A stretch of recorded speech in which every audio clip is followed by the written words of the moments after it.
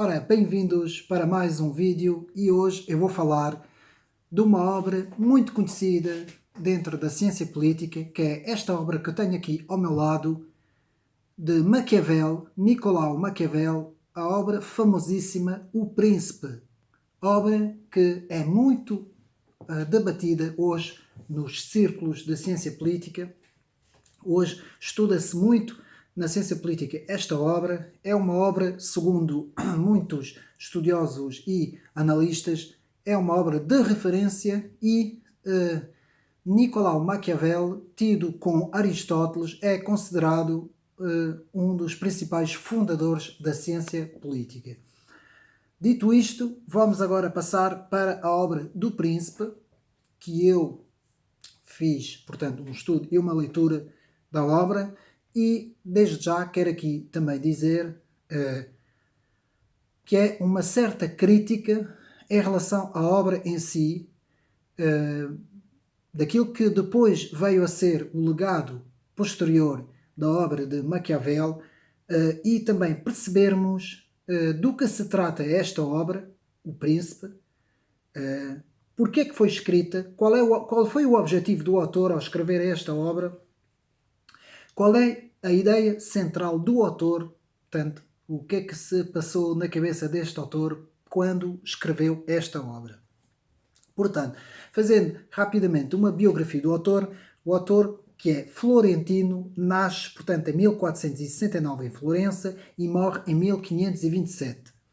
Italiano, filósofo, historiador, poeta, diplomata e também músico, de origem florentina, na época do Renascimento. É reconhecido como eu disse, o fundador do pensamento e da ciência política, juntamente com Aristóteles. Portanto, isso é o que se convencionou, não é? Há mais autores na ciência política, não é? Mas os dois grandes teóricos da ciência política, há mais, não é? Mas os dois grandes, por um lado Aristóteles e do outro lado Nicolau Maquiavel. Bom, digo já que isto é o que se convencionou, porque eu não penso mesmo nada assim, não é? Pronto. Aristóteles, sim, há de facto bases científicas a nível da ciência política para podermos dizer que Aristóteles de facto deu um contributo muito importante na ciência política. Agora, quanto a Maquiavel, é outra história. É outra história porquê? Porque, a meu ver, e isso dependendo de onde nós nos situamos a nível das ideias, se concordamos com isso ou não. E é isso que eu agora vou aqui estudar. Portanto, este livro, O Príncipe, foi escrito com base em fazer umas recomendações na altura no que se chamava as repúblicas da Itália, não é? Que era dividida em várias repúblicas, e foi um livro que, portanto, foi escrito basicamente com uma dedicatória a Lourenço II de Médicis, 1492-1519, Duque de Urbino, com o intuito de dar umas recomendações, portanto, a este Duque, não é? Portanto, este foi um dos principais, no início, um dos principais objetivos de Maquiavel foi agradar, portanto, a este Lourenço II de Médici também e ganhar a confiança do Duque.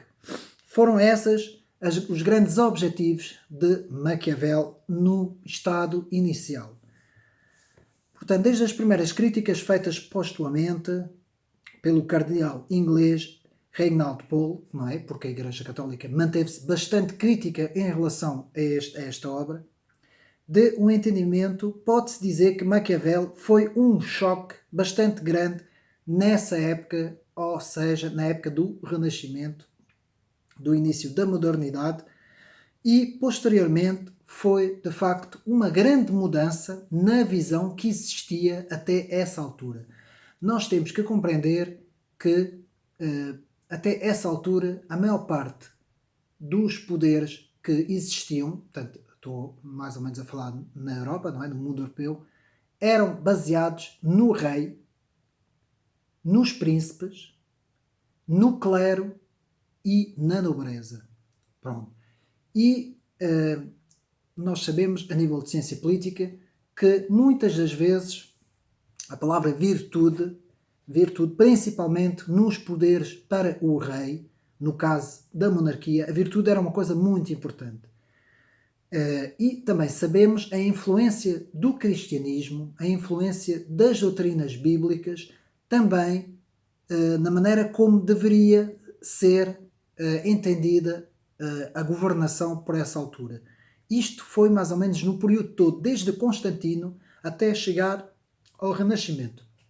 Não quer dizer que todos os reis, ou todos os príncipes, ou todos os poderes tenham, portanto, mantido essas ideias centrais, mas era uma coisa nessa altura que importava mais, portanto, neste caso, aquele que detinha o poder, ter certas qualidades e virtudes, manter uma atitude, portanto, bastante, como é que se pode dizer, em que a honra e a virtude fossem as coisas principais. Pois bem, no início do Renascimento, portanto, nós estamos a falar aqui do século XVI. Início do século XVI. Fim do século XV, início do século XVI, dá-se uma ruptura com Nicolau Maquiavel, que vai dizer, e agora temos que perceber porquê, que vai dizer, importa mais manter o poder do que as virtudes. E porquê que Maquiavel teve essas ideias? Bom, tem-se escrito muito acerca de Maquiavel, tenho ouvido muita gente a falar sobre ele, pessoas que até escrevem livros e tudo. O próprio Olavo de Carvalho fez um trabalho literário sobre Maquiavel, tem-se falado muito. Mas há uma coisa que também nós temos que analisar e que eu analisei, foi o contexto em que Maquiavel vai escrever a obra. E Maquiavel escreve no século XVI, como disse, e a Península Itálica estava dividida em diversos pequenos estados, pequenas repúblicas, reinos, ducados, e além dos estados papais. E havia uma grande disputa nesses reinos. E muitas vezes era, quase que se pode dizer que era pior que hoje no mundo da política partidária. Esses reinos disputavam uma rivalidade entre eles para manter o poder. E Nicolau Maquiavel vai crescer neste meio e vai escrever essa obra neste meio. E é por causa disso que Maquiavel vai, portanto, teorizar no Príncipe, no seu livro O Príncipe, portanto, várias ideias. Agora, há aqui também mais duas questões. Uma questão, pelo menos, importante. Portanto, a primeira, que é o objetivo do livro, não é? Que é o conquistar e manter o poder a todo o custo. Porque é um pouco isso a ideia central de Maquiavel. Derivado ao contexto, como eu já disse, histórico e social em que Maquiavel estava inserido, nessas pequenas repúblicas italianas, nesses pequenos ducados. Com isso, Maquiavel vai introduzir aqui um novo conceito, um certo realismo, não o realismo filosófico, um realismo político, que é diferente do realismo. Aqui não estou a falar do realismo e do nominalismo, na questão dos universais, aqui estou a falar do realismo político, que nos diz que as coisas são como são. E é a partir da base em que as coisas são como são, ou seja, o homem, por natureza, é um ser depravado, e, portanto, não vale a pena ensinar ao homem virtudes, e principalmente virtudes cristãs, porque o homem vai ter sempre tendência em fazer o mal. Portanto, Maquiavel parte desta base. É preciso nós vermos que ele parte desta base. E então, a partir desta base do realismo político, ele vai deitar abaixo o idealismo ético, que é um idealismo baseado no espírito, não é? Mais platónico. Vai deitar abaixo esse idealismo, essas ideias virtuais do bom filósofo, do príncipe filósofo perfeito. Ele vai mandar aquilo tudo abaixo e vai dizer: meus amigos, não dá. Os homens são maus, temos que manter o poder a todo custo, e o bom político é aquele que é eficaz.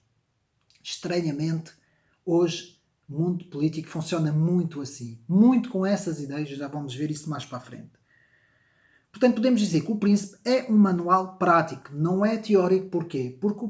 Porquê que não é teórico? Porque é uma prática aqui podemos ver já aqui o primeiro pragmatismo político.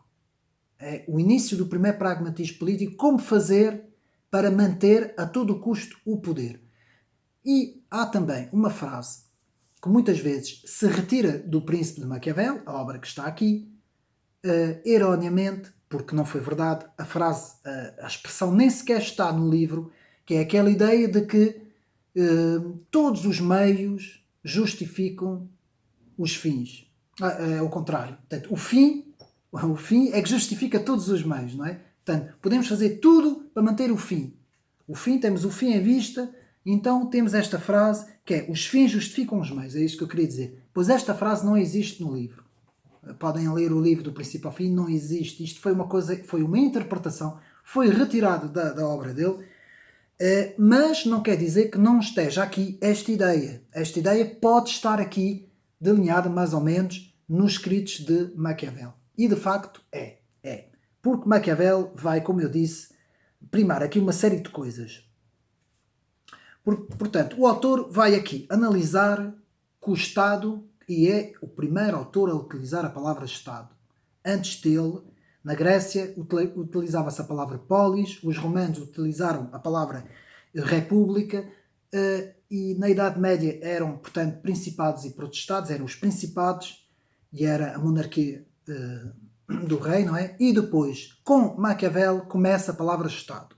Portanto, é também uma inovação na obra de Maquiavel. É o primeiro a falar na palavra Estado. E então, Maquiavel utiliza aqui a realidade política. Portanto, eu vou repetir, a realidade política. Portanto, na política há uma realidade.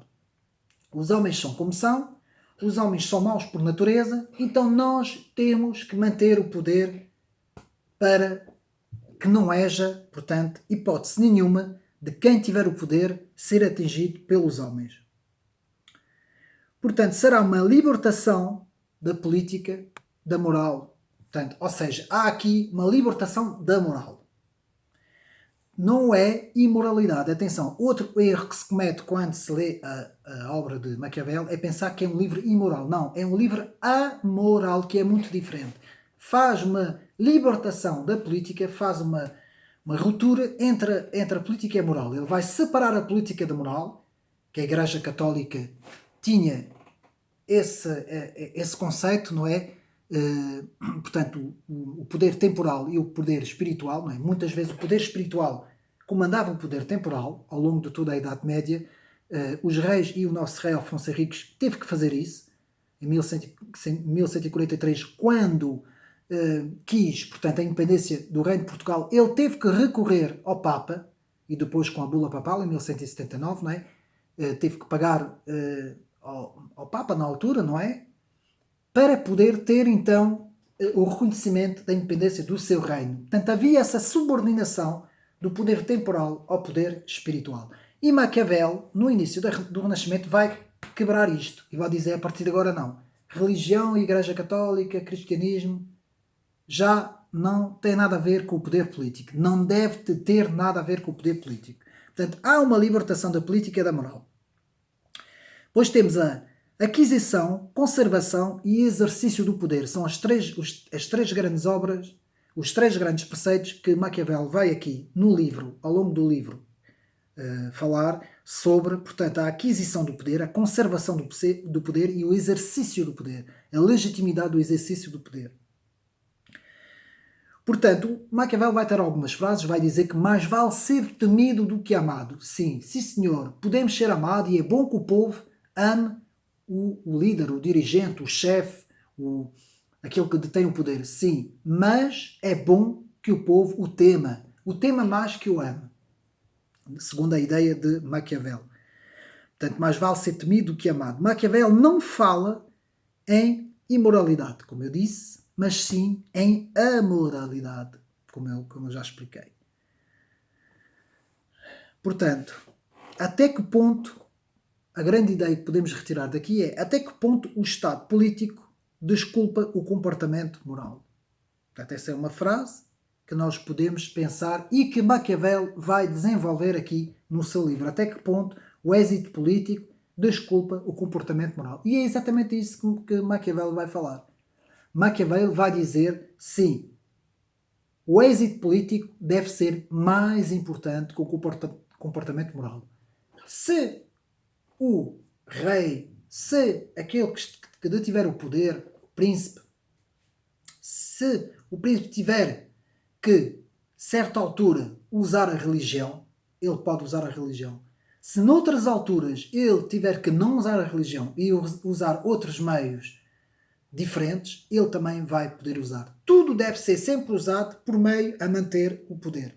É bom que a religião seja usada para que o povo seja obediente, mas se isso não servir, outros meios, como meios menos lícitos, meios mais amorais, digamos assim, poderão ser usados para se manter o poder. E aqui é que vai entrar aquilo que mais tarde alguns vão retirar da interpretação do Maquiavel, e até doutrinas que vão surgir e até ideias que vão surgir. A própria palavra, o maquiavelismo, deriva de Maquiavel, não é? O maquiavelismo, que é uma doutrina, quase uma doutrina satânica, não é? Que vão dizer que isto está ligado ao satanismo, não é? Pois foram feitas muitas interpretações ao longo da história, não é?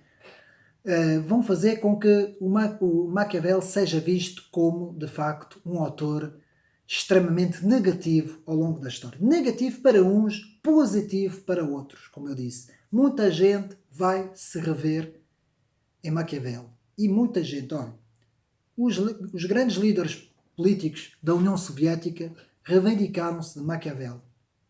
Líderes na Itália, no início do fascismo, como Mussolini, reivindicaram-se do príncipe de Maquiavel. Muita gente, até líderes chineses, foram buscar Maquiavel. Por incrível que pareça, não é? Além de terem lá um grande livro que é A Arte da Guerra, né, de Sun Tzu, mas muita gente no mundo se reivindicou desta obra, não é? E aqui podemos ver, portanto, podemos ver mais um pouco, que para ganhar, como eu disse, não é? Para ganhar um pouco a confiança do Duque, Maquiavel vai então escrever O Príncipe e umas recomendações para como manter o poder. Portanto, o que é que podemos dizer mais sobre a obra? Podemos ler uma pequena passagem da própria obra que nos diz assim: há, porém, uma tão grande distância entre o modo como se vive e o modo como se deveria viver. Logo aqui, o tal realismo político. Que aquele que, em detrimento do que se faz, privilegia o que se deveria fazer, mais aprende a cair em desgraça que a preservar a sua própria pessoa. Ora, um homem que de profissão queria fazer-se permanentemente bom, não poderá evitar a sua ruína, cercado de tantos que bons não são. Assim, é necessário a um príncipe que deseja manter-se príncipe aprender a não usar a bondade, vou repetir, aprender a não usar a bondade, praticando-a ou não de acordo com as injunções. Ou seja, de acordo com a situação, o príncipe pode fazer o que quiser. Aqui há uma clara libertação da moralidade, praticamente da ética cristã, podemos dizer assim, e podemos dizer que, de facto, Maquiavel, pode-se dizer isso, prepara o terreno para o grande secularismo que vai acontecer em toda a sociedade europeia e ocidental.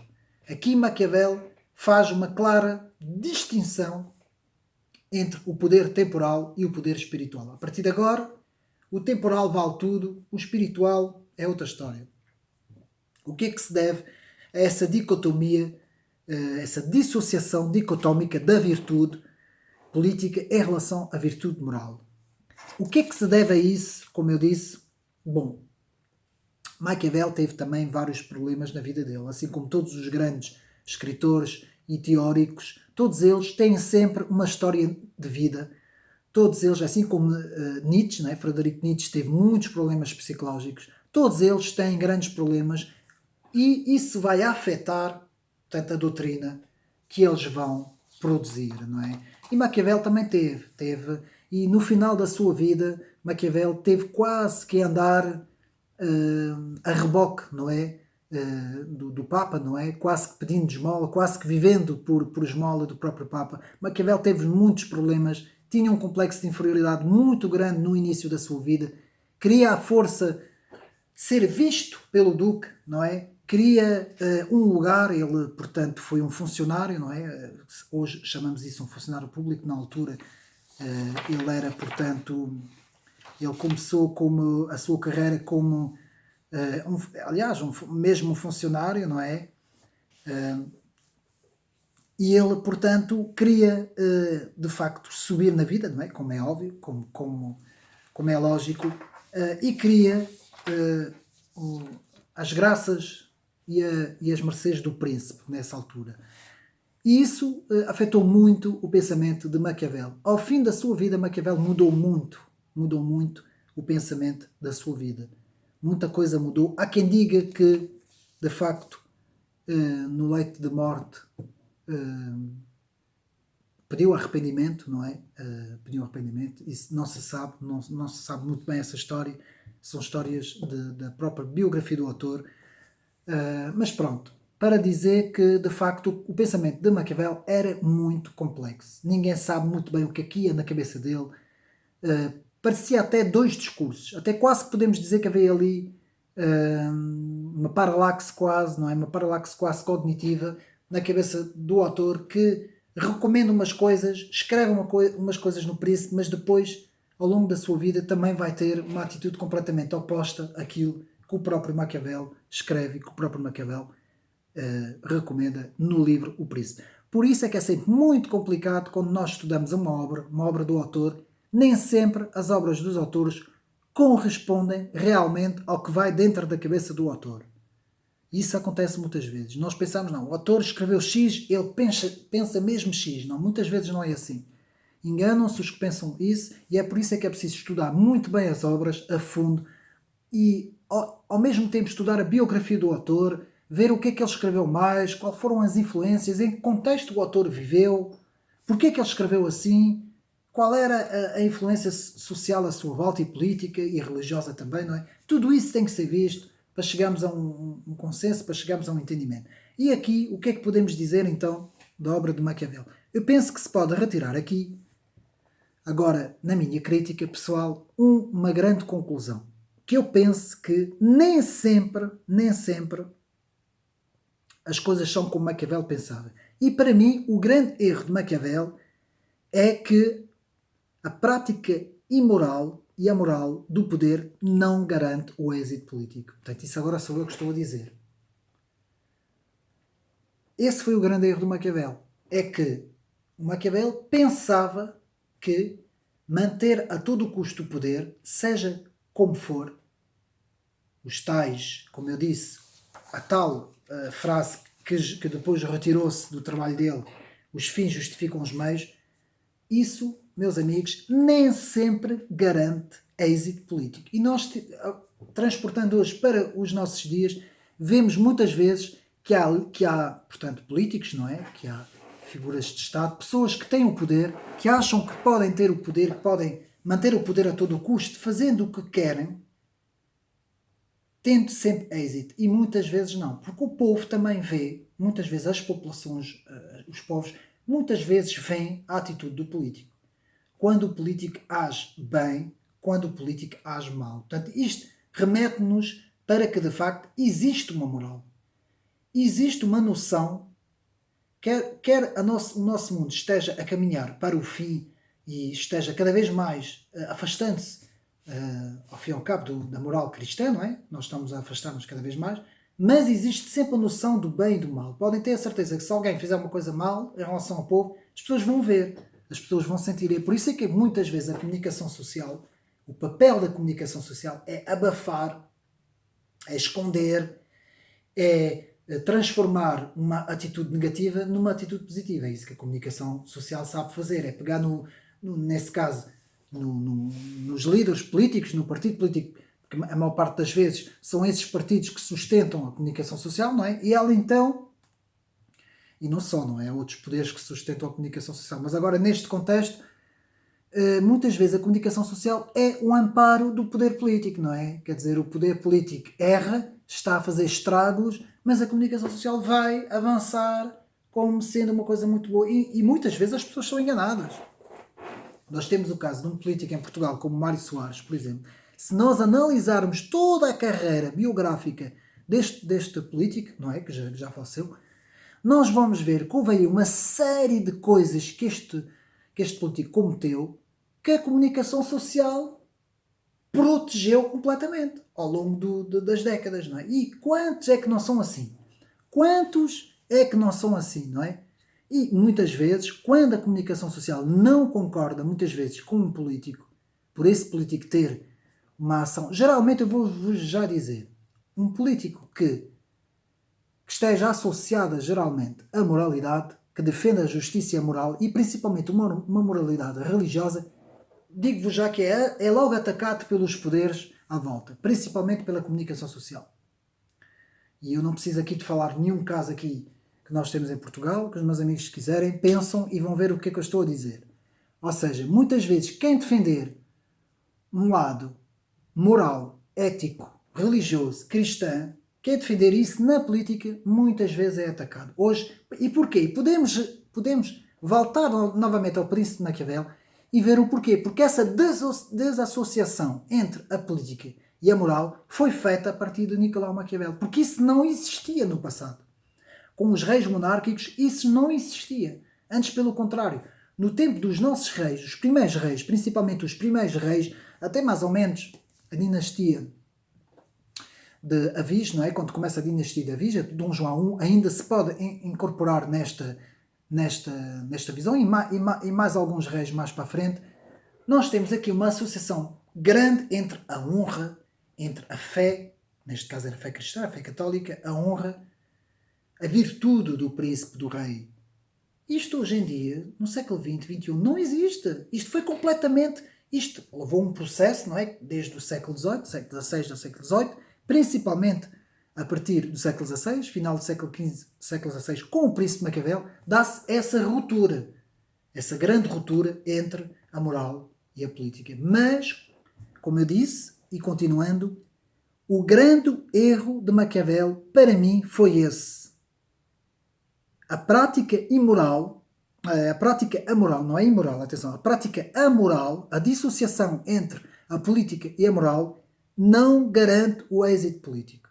Pode garantir êxitos, pode ajudar, pode fazer muita coisa, pode conseguir até, e nós temos, por exemplo, Stalin, não é? O líder Stalin, ao longo da história, conseguiu, foi um dos únicos, a mídia não fala disso, nem nunca vai falar, não é? Para encobrir o comunismo, mas Stalin foi um dos únicos que conseguiu fazer uma limpeza à volta dele, os próprios ministros, os próprios chefes de gabinete, toda a gente à sua volta, ele fez uma limpeza, ele matou não sei quantas pessoas à volta dele, isso é histórico, está nos documentos, isso é histórico, ele fez uma limpeza, este é que usou mesmo a doutrina mesmo maquiavélica, mesmo no seu sentido mais profundo, ou seja, o fim que eu tenho, o meu fim, que sou eu, absolutamente eu, justifica todos os meios. Então eu vou ter todos os meios à minha volta para limpar tudo, para eu manter-me no poder. E foi exatamente isso que Stalin... Eu acho que não houve nenhum outro na história que eu me recordo. Mao Tse Tung também foi complicado. Houve outros também, não é? O Gengis Khan também. Átilas também. Houve outros que se podem buscar. De certa forma o Hitler, mas não tanto. Mas Stalin, para mim, foi, de facto, o mais sanguinário, o mais amoral, o mais imoral, o mais seguidor da doutrina política que depois se interpretou da obra do Príncipe de Maquiavel. E se alguém seguiu à risca as ideias de Maquiavel, foi, de facto, Stalin. Apenas queria dizer isso para podermos perceber que todas essas ideias também é preciso ver que o pensamento de Maquiavel nem sempre foi para isso, para mais tarde se tornar nisso. Ele, como eu disse, escreveu num certo contexto próprio, não é, daquela altura. A sua vida teve altos e baixos, teve mudanças, ele mudou muito o seu pensamento, portanto é muito difícil estarmos hoje também a dizer que Maquiavel era isso, era aquilo, e por causa dele a política tornou-se maquiavélica, digamos assim, não é? Penso que não se pode chegar a esse entendimento. Penso que todos, para acabar o vídeo, todos devem procurar ler esta obra, independentemente que se goste ou não, para termos, principalmente aqueles que estudam a história das ideias, aqueles que se querem aperfeiçoar na história das ideias, na ciência política, devem ler a sua obra, devem, e mais uma vez eu digo, é ler as obras dos autores, não é os comentários e os livros sobre os autores, não, é as obras dos próprios autores que nós devemos procurar ler para entender o pensamento próprio dos autores. Existe o pensamento do autor, ideia central do autor, que eu chamo ICA, ideia central do autor. Depois existe a ideia central do texto, que eu chamo ICT, que é a ideia central do texto. E depois existe a ideia central da interpretação, que eu chamo ICI, que é uma ideia central que se interpretou depois ao longo da história. Tudo isso é diferente, umas coisas umas das outras. Tem que se estudar muito bem todas as coisas nos seus contextos para conseguirmos compreender o que vai nas ideias dos autores e qual foram a importância que esses autores tiveram na história e também a influência que eles tiveram ao longo da história. Espero que tenham gostado mais deste vídeo, tenha sido mais uma ajuda para nos despertar o interesse e o gosto pela leitura. Este livro que está aqui é um livro, portanto, muito interessante. Não é muito grande também, tem cerca de 200 páginas. Portanto, o livro é da editora Presença, com a introdução de José António Barreiro. Portanto, o livro está aqui. Vale a pena, muito interessante, escrito numa leitura bastante fácil. Portanto, está à venda, portanto, O Príncipe Maquiavel está à venda nas livrarias. Fica aqui a recomendação, mais uma recomendação de leitura. Espero que tenham gostado deste vídeo e até uma próxima.